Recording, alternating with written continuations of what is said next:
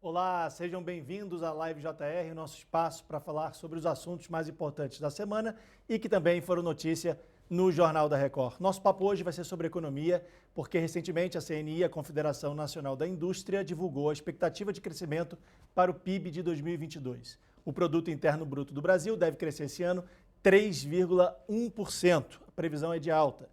A estimativa do PIB da indústria é de 2%, também uma alta de 2%. Diferentemente da estimativa anterior, que era de 0,2%. Para falar sobre esse assunto, a gente convidou hoje aqui o Mário Sérgio Telles, que é executivo, economista-chefe da Confederação Nacional da Indústria. E eu queria agradecer a presença dele aqui. Mário, muito obrigado pela sua participação aqui na Live JR. Muito bom estar aqui com vocês. A gente que agradece a oportunidade da conversa. Vamos falar sobre emprego, sobre o crescimento do PIB, vamos falar aonde vai ter vaga de emprego também, né, claro. E para me ajudar nessa entrevista, as minhas colegas, primeiro, Cleisla Garcia, que é repórter do Jornal da Record, repórter especial. Cleisla, seja bem-vinda aqui à Live JR também. Muito obrigada, sempre um prazer, sempre muito bem-vindos vocês também, Nathalie e o Mário. E a Nathalie Machado, que é repórter do Jornal da Record em Brasília, que vai ajudar a gente também nessa entrevista. Nathalie, seja bem-vinda. Obrigada, Leandro. Obrigada, Cleisla e doutor Mário. Vamos seguir em frente aqui nessa nossa conversa hoje. Só lembrando que a Live JR é transmitida ao vivo toda sexta-feira, às 15h, nas redes sociais do Jornal da Record TV e também do Portal R7, e depois fica disponível nas plataformas digitais da Record TV. Se você está assistindo a gente, quer saber sobre emprego, quer saber sobre serviço, mande a sua pergunta para as redes sociais, pelas redes sociais, e assim que as perguntas forem chegando para a gente vai repassando para o executivo, para o economista-chefe da CNI. Mário, eu quero começar te perguntando o seguinte: no site Portal Indústria, da Confederação Nacional da Indústria, a estimativa de crescimento do PIB era de 1,4% para esse ano. Agora a previsão é de 3,1%. Por que houve essa revisão e o que está puxando esse crescimento do PIB para cima? Tá. Leandro, inicialmente queria dar boa tarde aí para você, para a Cleisla, Nathalie, para todos que estão nos acompanhando aqui nessa conversa. Nós tivemos basicamente 4 fatores que nos levaram a aumentar essa previsão de crescimento do PIB. Só lembrando um ponto que eu acho que é importante: a CNI não faz essa atualização mensalmente, semanalmente, tá? Então, a nossa previsão de crescimento do PIB de 1,4%, ela foi feita no segundo trimestre, né, ali entre junho e julho. E agora nós atualizamos para o terceiro trimestre, tá? Quais as razões para isso? Principal fator, primeiro e principal fator, é o comportamento do mercado de trabalho. Nós temos visto, desde 2021, uma recuperação muito forte do mercado de trabalho, né? Do número de pessoas trabalhando inicialmente, e agora, nesse ano, temos visto também uma melhoria do que nós chamamos de massa salarial, que é o conjunto, né, de recursos, de dinheiro disponível para as famílias fazerem o consumo, né? Neste ano, o número de emprego, né, o número de pessoas trabalhando está crescendo bastante. Nós chegamos agora, o último dado do IBGE, em agosto, a 99 milhões de pessoas trabalhando. Em relação ao fim do ano passado, isso significa mais de 3 milhões a mais de pessoas trabalhando, e 2021 também já tinha sido um ano de muita recuperação desse mercado de trabalho, do número de empregos e de trabalho que as pessoas tinham. Em 2021, o número de pessoas trabalhando já tinha crescido 8 milhões e agora cresceu mais 3 milhões. Então, este é um fator importante. Aliado ao aumento de pessoas trabalhando, nós tivemos, e até em consequência disso, uma melhoria do salário médio de contratação. E tivemos ainda um terceiro fator, agora mais recente, que foi a queda da inflação, né? Nos últimos meses, a gente tem visto a inflação caindo significativamente. Este conjunto é que levou ao aumento da massa de salários real, e isso é um fator muito importante para a economia, porque estimula principalmente o consumo. Então, esse é o fator, eu diria, número 1. Tá? O segundo fator que nos levou a mudar essa projeção é o comportamento das despesas do setor público. Nós vamos ter, no governo federal, um aumento de despesas, em termos reais, de mais de 2% no segundo semestre de 2022 em relação ao primeiro semestre de 2022.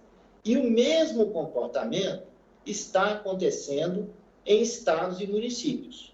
A despesa em estados e municípios está crescendo significativamente. Teve uma rodada de aumentos salariais para servidores no primeiro semestre, que vai ser toda sentida no segundo semestre. Tá? Então, esse é o segundo fator. Terceiro fator é o aumento de exportações. Tá?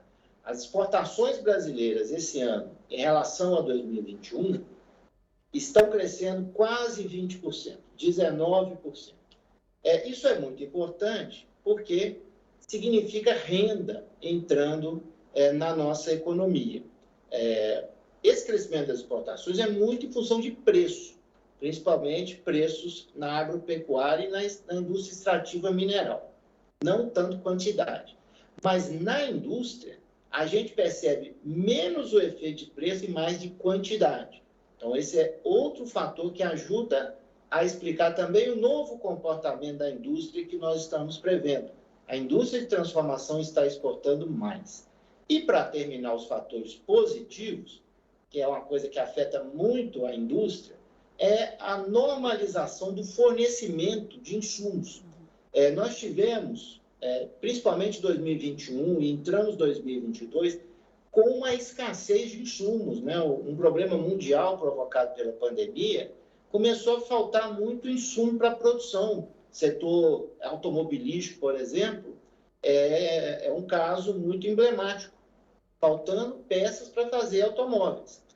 Essa normalização do fornecimento de insumos que nós temos percebido também tem favorecido o aumento da produção na indústria. Então, nós temos 4 fatores positivos que estão superando o principal fator negativo, que é o aumento das taxas de juros. Então, no momento, as forças positivas, que são esses 4 fatores, superam a trava na economia que o aumento da taxa de juros tende a provocar. Cleide. Mário fez para a gente um grande resumo, né, Mário, com todas essas características, o que nos mostra que a economia é uma grande engenharia mesmo. Mas uma coisa que fica muito claro para a gente é que o PIB está muito ligado, quase que diretamente, à questão da empregabilidade, né, Mário? Sim, aumentar o emprego, né, das pessoas, isso é como que aumenta a renda e as pessoas passam a ter maior capacidade de consumo. Né?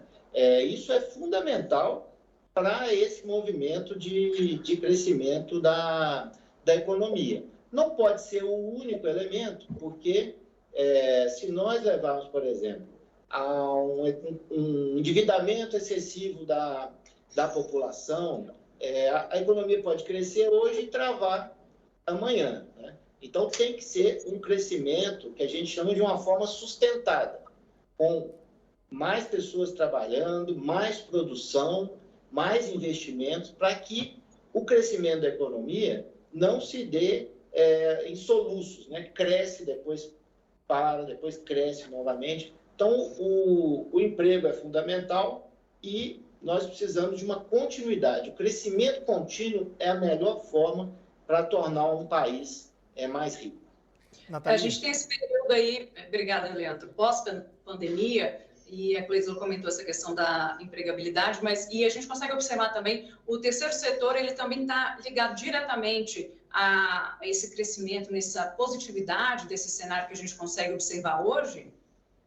Sim, o setor de serviços foi muito penalizado, né, que é o terceiro setor aí, que a Nathalie está se referindo, é o setor terciário, né, os serviços. Então, é o restaurante, é o serviço pessoal que as pessoas demandam, viagens, hotéis, uma série de serviços, né? O setor de serviços foi muito afetado pelo início ali da pandemia, né? Nós já tínhamos visto uma recuperação do setor industrial, o setor agropecuário praticamente não foi afetado, né? Mas o setor de serviços, que é aquele que exige mais mobilidade, mais contato entre as pessoas, foi muito impactado. Tá? Então, nós temos observado, desde o ano passado, uma normalização dessas atividades, o que contribui também para o aumento do emprego, que nós já colocamos, e é uma questão que retroalimenta, né? A partir do momento que o setor de serviço passa a ser mais demandado, ele também passa a contratar mais pessoas. E essa própria contratação gera ali a demanda para o próprio setor de serviço. Então, o setor de serviço tem sido muito importante nesse aumento do emprego e nesse crescimento da economia. E o momento do setor de serviço, Nathalie, é muito positivo. Tá?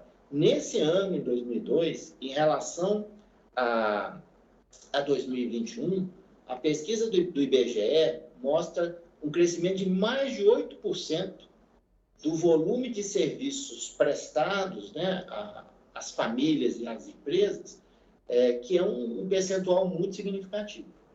Mário, você falou na crise de insumos, que, claro, impacta na inflação e que foi provocada pela pandemia, e a gente viu isso na pele. Aí, o carro que era vendido a 60 mil, hoje é vendido a 100 mil reais.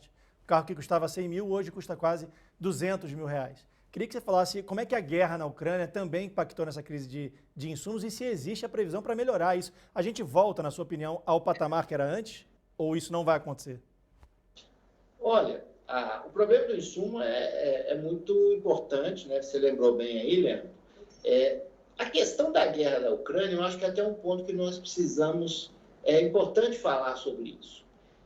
A CNI entrou o ano com uma previsão de crescimento para a economia que era bem superior à média do mercado. Nós, em dezembro de 2021, a gente tinha previsão de 1,2% de crescimento.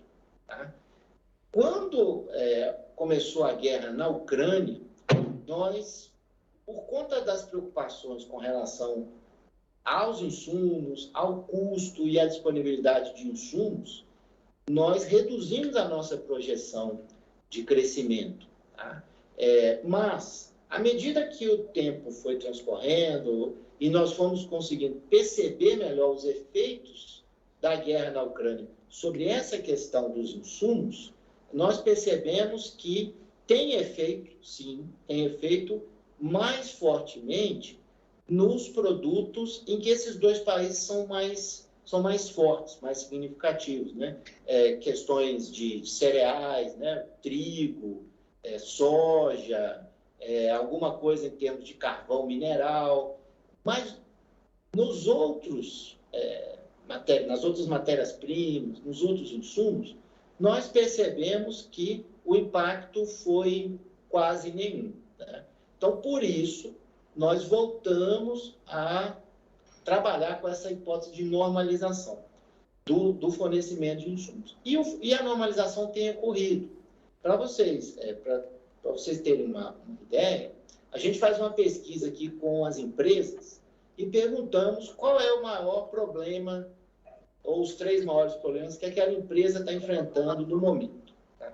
O problema de escassez e alto custo de insumos, no início de 2021, 68% das empresas nos falavam que este era um dos principais problemas. Agora, na última pesquisa que nós fizemos, agora no mês de agosto, esse percentual caiu para 37% e está caindo muito rápido.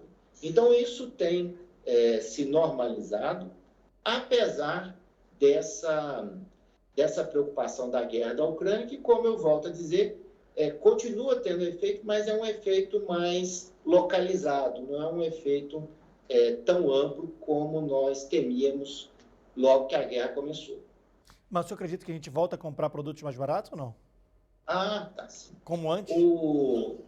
Veja, é uma dificuldade, porque os preços aumentaram por uma série de fatores, né? Não só aqui como no mundo. Nós temos, por exemplo, o petróleo. Quando a gente vê o petróleo está caindo, ele está caindo, chegou a 120, 130 dólares o barril e agora está em 90. Né? Então, ele está caindo em relação a uma situação de preços muito elevados. Mas quando nós comparamos esses preços com os preços anteriores ao início desse movimento, eles ainda tendem a ser mais elevados. Isso eu estou dando o exemplo do petróleo, mas acontece em diversos produtos. Tá? Então, deve haver sim uma acomodação de preços, mas voltar aos patamares anteriores é praticamente impossível. Até porque a gente precisa lembrar que esta inflação que nós experimentamos e ainda estamos experimentando, ela acaba sendo, por exemplo, usada para corrigir muitos salários, né? E salários são custos das empresas. Então, a gente tem uma mudança de patamar dos custos e aí dificilmente a gente volta com os preços para o patamar anterior. Mas eu volto a chamar a atenção para aquela questão da massa salarial real. Tá? Você, mesmo com esses preços mais altos, mas se as pessoas tiveram ganho de renda na família, uma pessoa não trabalhava da família, ela passou a trabalhar, ou o salário daquela família aumentou, o fato dos preços terem se estabilizado num novo patamar não necessariamente significa um problema, porque se nós tivermos tido um aumento do rendimento real das pessoas. Mário, só para a gente entender melhor, então é possível assim que os preços tenham aumentado por falta de insumos em alguns setores, esses insumos começam a voltar, mas não dá muito para falar em queda de custo de produção. Então, possivelmente, esses preços não voltam mais, mesmo com a queda e com a normalização dos insumos, esses preços não voltem aos índices pré-pandêmicos, por exemplo. Só para a gente confirmar essa informação. Sim, dificilmente volta o exemplo que o Leandro deu, né? O carro que era 60 mil e agora é 100 mil, ele deve, inclusive, pode ter queda de preços, tá? Por uma série de questões. Mas dificilmente volta ao patamar inicial, que seria os 60 mil. Por quê? Porque as próprias empresas produtoras, elas têm que reajustar o salário dos funcionários, né? Então, o salário do funcionário não vai ser mais aquele de quando o carro custava 60 mil. Vai ser um novo salário, um salário mais alto, porque teve, no mínimo, né, a correção da inflação, o próximo disso, um pouco acima. Então, os custos não voltam a serem o que eram antes. Então, os preços também não tem como voltar àquele patamar anterior. Explica para quem está em casa, quem está assistindo a gente também, eu queria que o senhor só, que a gente pudesse demonstrar isso didaticamente. A gente entendeu que não volta ao patamar anterior. Temos o exemplo dos automóveis, né, que o Leandro citou muito bem, que encareceram assim absurdamente. Mas qual foi o setor mais atingido, a área mais atingida quando a gente teve esse impacto, quando houve esse aumento dessa inflação e também o índice de empregabilidade não estava tão elevado? Hoje a gente está vendo que a situação está revertendo um pouquinho, mas qual setor sentiu mais? Olha, o problema foi generalizado, tá? Em termos de custo. Nós tivemos, por exemplo, o setor, vou dar um exemplo que é muito, muito importante. Setor siderúrgico. Teve um aumento de custos dos insumos muito, mas muito forte. Né? O carvão, mineral, uma série de insumos do setor subiu muito fortemente. Porque este é um exemplo, que a gente falou anteriormente, de produtos que são muito produzidos, por exemplo, na Rússia. Né?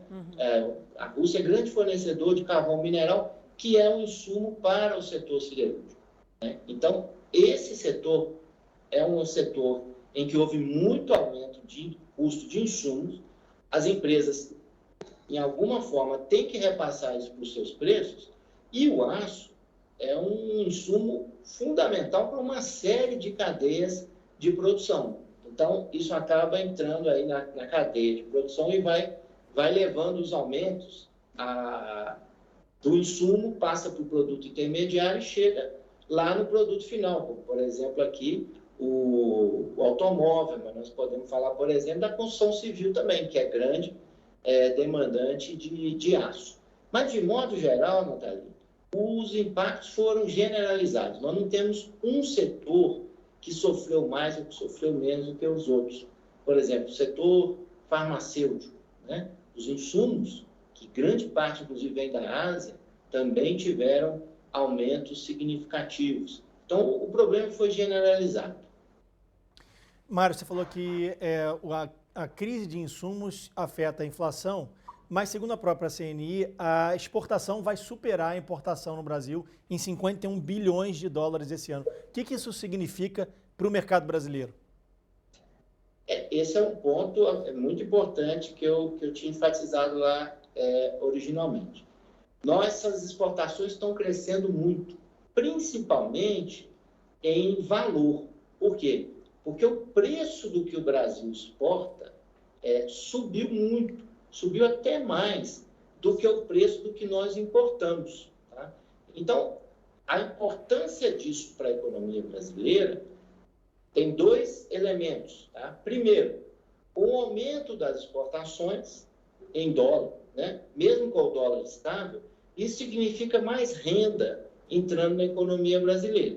Esse é o primeiro fator. E tem um segundo fator, que aí não está ligado ao preço, está ligado à quantidade. Esse fator tem beneficiado especificamente a indústria de transformação. A quantidade de produtos exportada pela indústria de transformação está crescendo quase 10% esse ano em relação ao ano passado. Então, nós temos um efeito que é mais renda na economia, o exportador tem mais recursos, o preço do que ele está vendendo está subindo em dólar, né? E tem ainda esse efeito quantidade. Quando a indústria exporta mais, ela tem que produzir mais para fazer essas exportações. Então, ajuda a aumentar a produção da indústria. Para produzir mais, a indústria tem que contratar mais pessoas e aí vem o benefício para a economia como um todo. Mário, eu queria saber quais os setores a gente está mais forte assim na exportação. Isso tem a ver com o setor agrícola? E também queria saber, na mesma pergunta, se esse aumento nas exportações tem alguma relação com aprendizados durante esse momento que nós vivemos de substituição, né, de serviços, de adequação de empresas. É possível a gente explicar isso para as pessoas? O primeiro ponto, Leila, é que as exportações do agro, tá? Inclusive em quantidades, ela tem caído, da agropecuária. No agro, né, na parte agropecuária, o que a gente tem visto é um aumento muito grande de preços, mas a quantidade exportada, ela tem até caído. No caso da indústria de transformação, em que aumenta a quantidade de venda, o que a gente tem visto é setor, por exemplo, de óleos comestíveis, setor de carne, né, de aves e bovino, tá? Setor de soja, farelo de soja. Esses setores da indústria de transformação são os que têm aumentado mais as suas exportações. Mas nós temos outros setores, setor de máquinas e equipamentos, nós temos também aumentado significativamente as exportações, né? Então, esses são os setores de mais destaque. Desculpe, você tinha colocado um outro ponto. Além de quais os setores, tinha um outro ponto.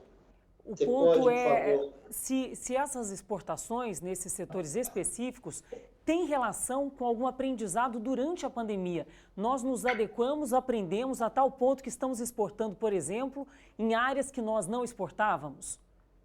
Sim, nós tivemos aqui nós temos um estudo da CNI, uma pesquisa que a gente faz, que nós perguntamos para as empresas como elas iriam contornar aquele problema dos insumos que nós já falamos aqui anteriormente.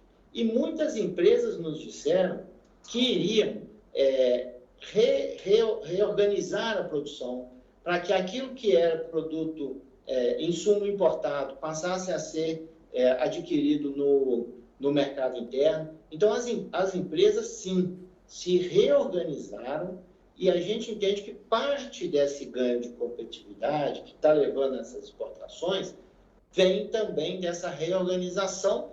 E nós temos que lembrar um outro ponto, né?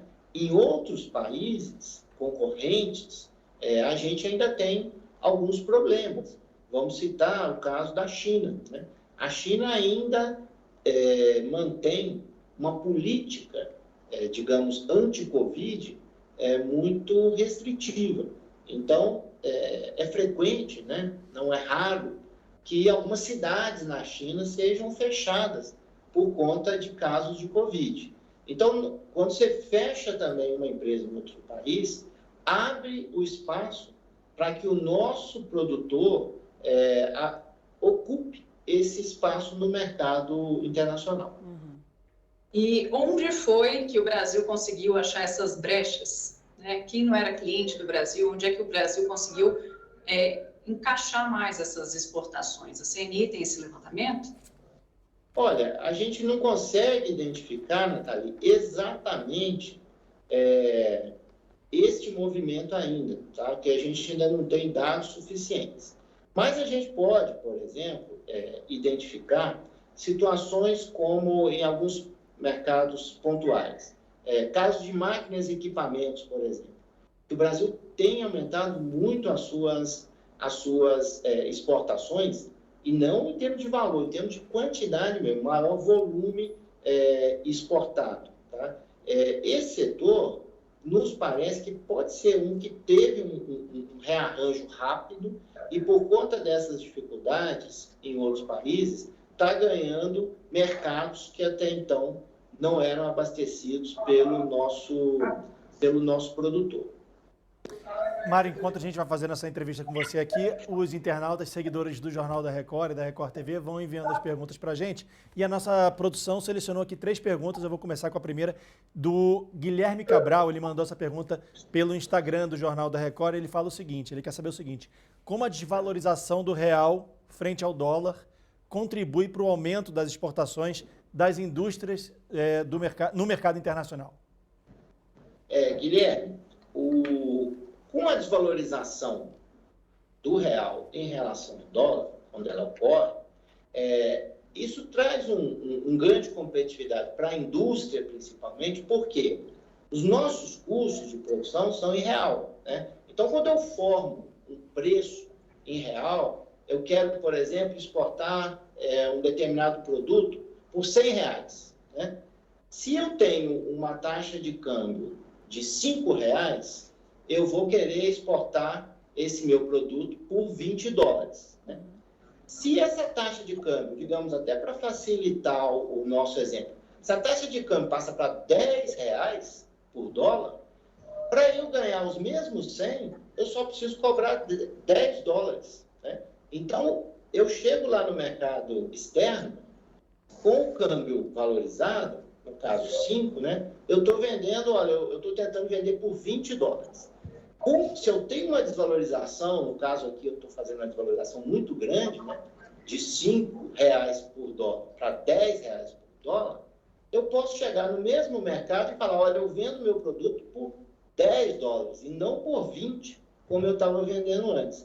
Então, a desvalorização, quando ela ocorre, ela aumenta a competitividade do produto nacional, principalmente a indústria, dessa forma. A gente pode vender mais barato em dólar. Mário, só para, antes de eu fazer a pergunta da Juliana, que é a segunda pergunta, eu queria só fazer um adendo nessa pergunta. Quando o dólar está muito caro frente ao real, isso incentiva os exportadores, né, os produtores daqui do Brasil a exportar produto para fora. Isso não reduz a qualidade do que a gente consome aqui? Não, eu não vejo, não, esse fator não acontece, tá, Leandro? O que acontece, a gente viu agora recentemente, é que o exportador, principalmente do que a gente chama de commodities, né, que são, por exemplo, produtos agropecuários, ele quer receber um determinado valor em dólar, né? Então, se o câmbio desvaloriza ou se o preço sobe lá fora, ele não deixa de vender aqui no mercado interno para vender lá fora. O que acontece é que ele ajusta o preço no mercado interno para vender em reais pelo mesmo valor que ele iria ganhar ao vender para fora. Então, a gente não tem situações, por exemplo, de desabastecimento por conta disso. Pode acontecer algum desabastecimento por falta de produção, mas não porque os empresários, os produtores estão mandando tudo para fora e não estão vendendo aqui no mercado interno. O que acontece é um ajuste nos preços. Vou passar para a pergunta da Juliana Silva, que chegou pelo YouTube da Record TV. Ela quer saber de emprego, tá, Mário? Qual é a expectativa das ofertas de emprego para 2023? O povo quer saber se vai ter trabalho, Mário. Juliana, vou começar para 2022. A gente ainda espera, tá?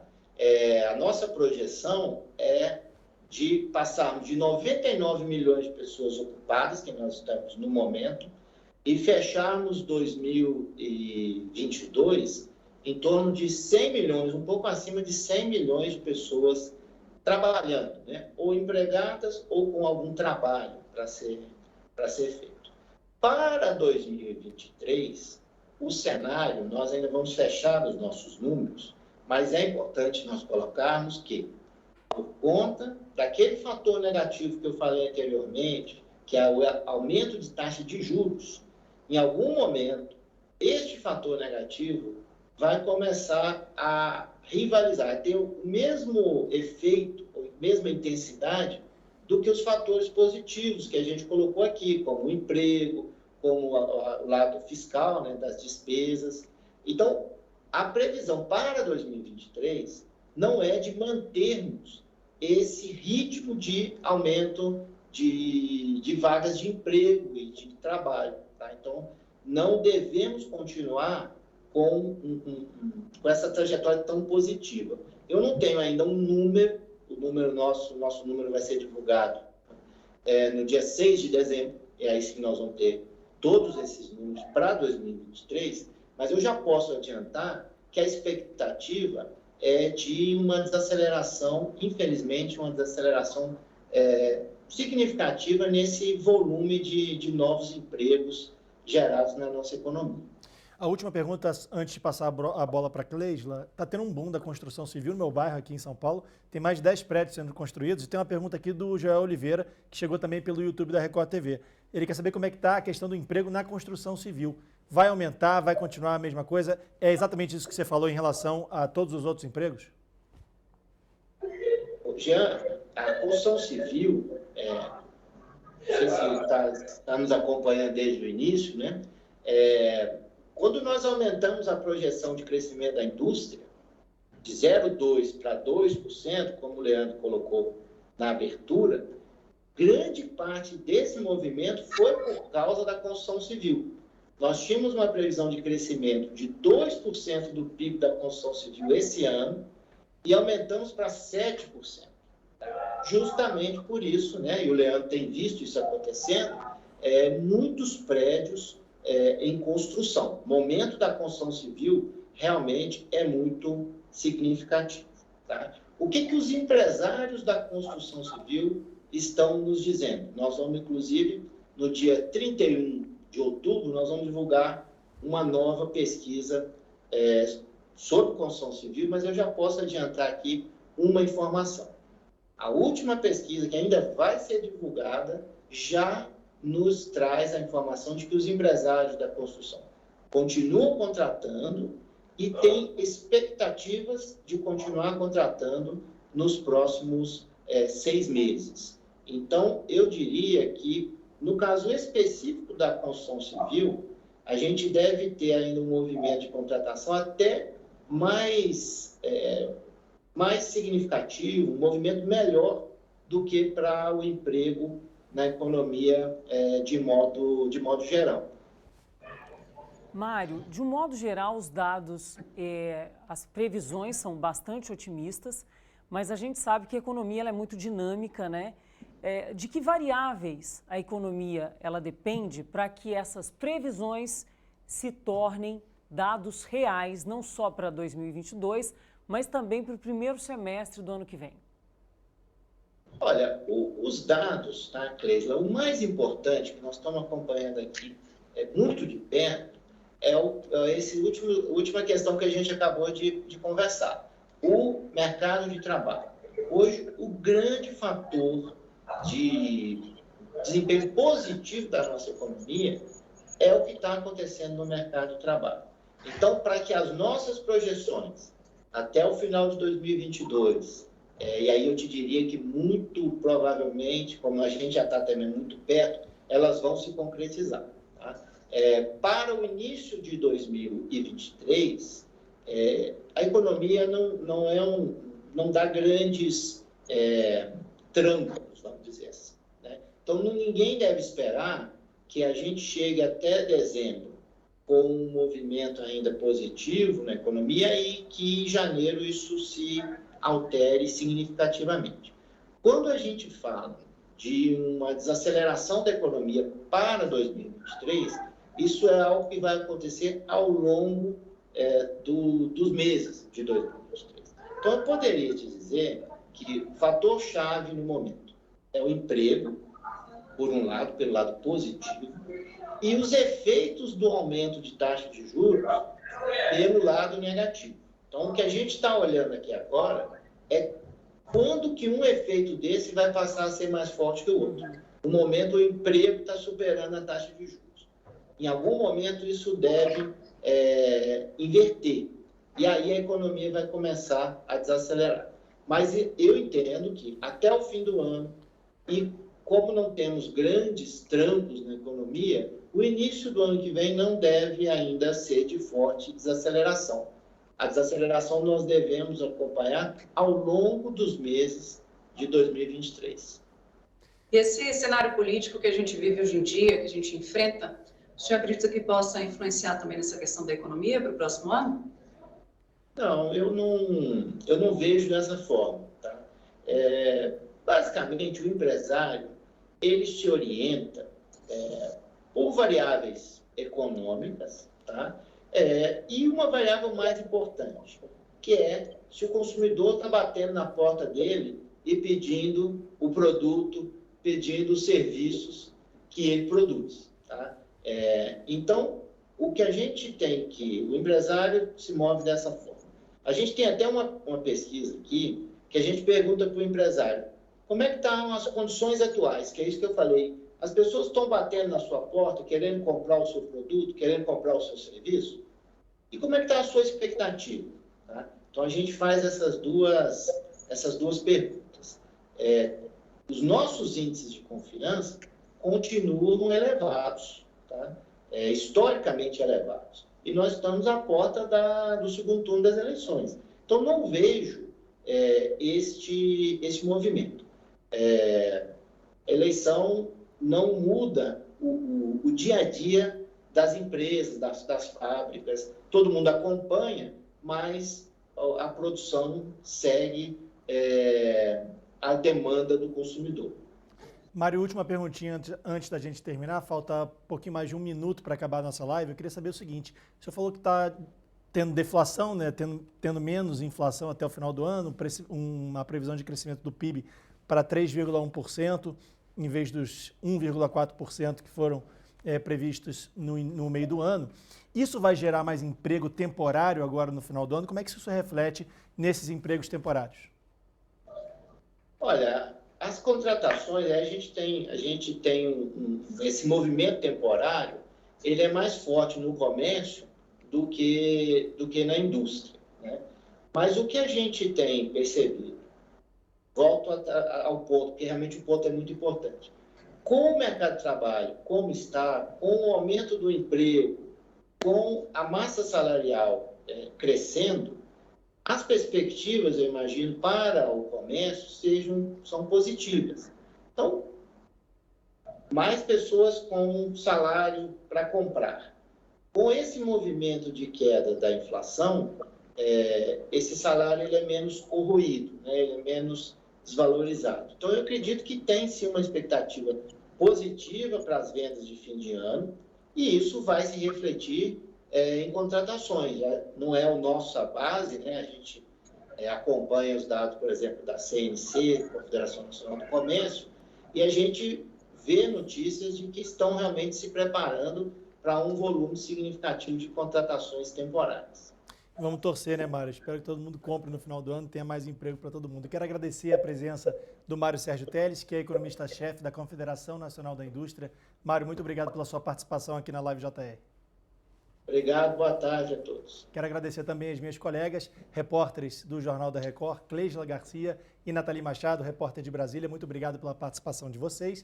Lembrando que a Live JR é exibida toda sexta-feira, às 3 da tarde, nas redes sociais do Jornal da Record TV e no portal R7. E a partir de agora fica disponível em todas as plataformas digitais da Record TV. Muito obrigado pela sua audiência, pela sua companhia e a gente se vê. Até a próxima. Obrigada. Até mais. Tchau.